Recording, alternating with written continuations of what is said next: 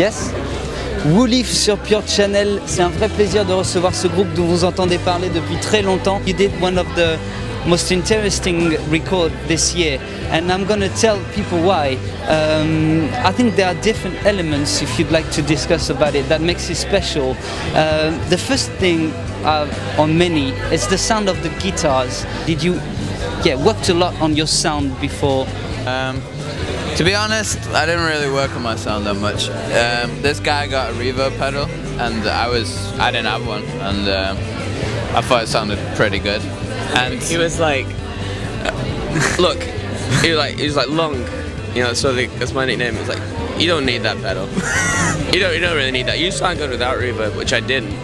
But I was like, well, okay. But he's more intricate, so he can play without. But I play single notes most of the time, so I need it to stick out a bit longer, the reverb. So I didn't really work on it that much. It came like, I got it one day, and then I've kept it since. You knew it was, yeah. I knew that was my thing.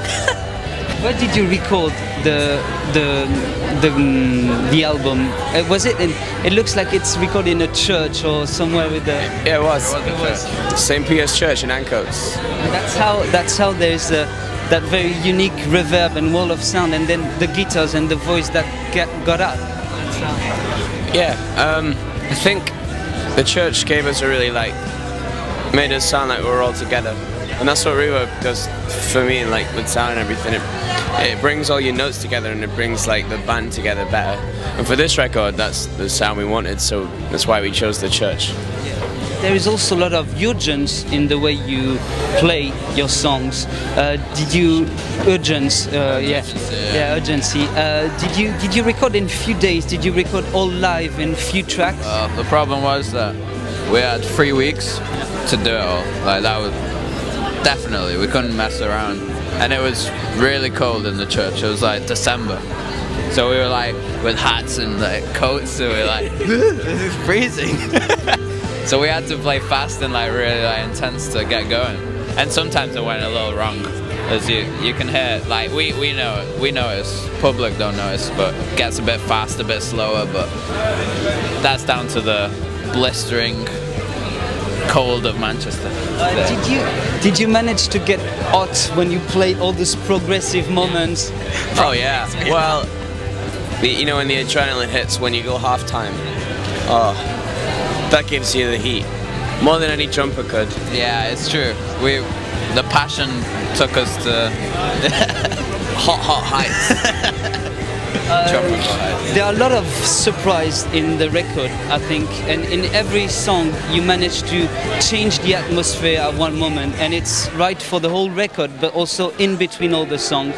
Like 145 in Cave song, you change the groove. The end of We Bros, the song Dirt, that could be a post-apocalyptic reggae maybe. I like that. I like it. Good. How did you focus on the surprises when you compose, even surprising yourself? You play something until you get bored of it almost, but that's like what it's like writing things. You want to make something that you wouldn't get bored of, but I think with us, like, not consciously or anything, but we were writing stuff that would like make us feel like enthralled in the music and stuff, and then you change it when it would be best to feel a change and like to have a change of mood. So that was definitely something we thought about. Yeah, and the We Bros, we made it up on the day we recorded it. The final, like, we just made it up, just jamming. And a lot of things we made up in the church. We didn't know what we were doing. And we were like, this sounds better than the original, so we put it in.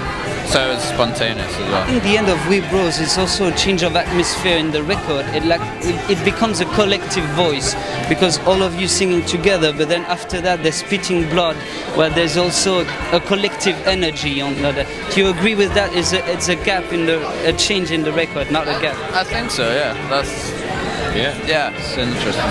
It's like the reason like Spitting Blood is next to We Bros in the album is so because the first half is kind of like, it's like confrontational and also like sort of, you know, it's like thoughtful as well. It's like pensive, and then there's the middle section that is like the positive energy, and then when you have the last part of the album. It's like the combination of the two when it all comes together. The first part is really, really intense, and I was wondering where come all that pain expressed. I don't know if it's pain, but you know, it's the intensity in the lyrics, in the voice, in the way you all play together. It's like someone testifying from violence is seen or lived. I don't know. I think it's like testifying that you should have passion.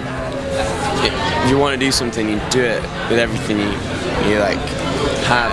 We're just tired of all these bands that are in the rock and roll game and, you know, sit around and I don't think they care about it too much, but yeah, there's bands that don't want to be a band, and they talk about being a band like they don't want to be a band, and it's pathetic.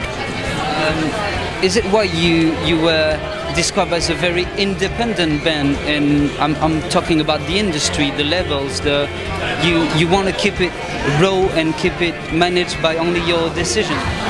Yeah, I mean, the way we started it was what we wanted to be in a band because we wanted to make something different to what we'd heard before, and then why would you want to give that over to somebody else to change and make professional? It's kind of like the obvious choice. So how do you finance your records? Do you do it in a very direct way with your public? It's the publishing deal. We got a publishing deal off Universal, which we had to do to get some money in, but they don't have any control over what we want to do as artists, so that was just a help that we needed. But yeah, the money from the LYF goes into records as well that we get from the membership and making things like stage setup, and so it's all in a close community, which is good. It's all given to us by people that really support us. Every time we meet members of the LYF or people that want to be, they seem really into it, as much as we are. So that it's just meeting. You did something with the first ticket you sell. That there are people that are making part of a club now. I read something about this. This is a unique way to keep the people that are part of who live. Yeah, I mean, you want people to feel part of what you're doing. Otherwise, it's a spectacle and it's wrong. But when are we doing a French tour? We're doing a few dates in December. Okay, well, see you there. See you in December, maybe in Paris. That would be a pleasure. Thank you. See you at the second album. Yeah, thank you. Thanks a lot. See you later. Pleasure.